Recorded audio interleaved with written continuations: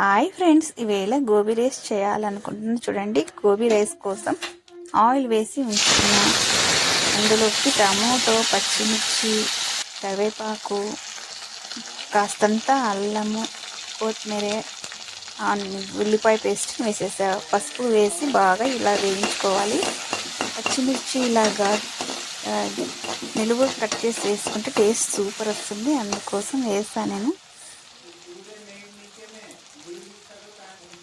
కారం వేసి చూడండి, ఇలా కారం బాగా మగ్గిన తర్వాత గోబీ కోసం రెడీ చేసుకున్న వేయించుకున్న గోబీ దీనిలోకి వేసేస్తున్నా. నేను డ్రై గోబీని వేసి కాస్తంత వేగనిద్దాం.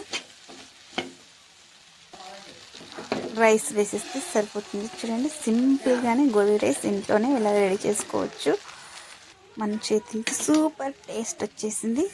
మీరే ఒకసారి ఇలా ట్రై చేయండి. మీకు ఎలా వచ్చిందో చెప్పండి.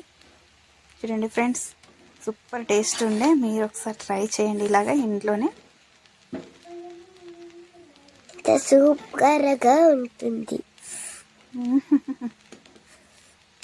నాది వాయిస్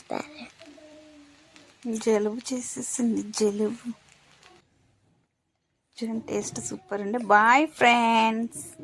బాయ్ బాయ్ ఫ్రెండ్స్.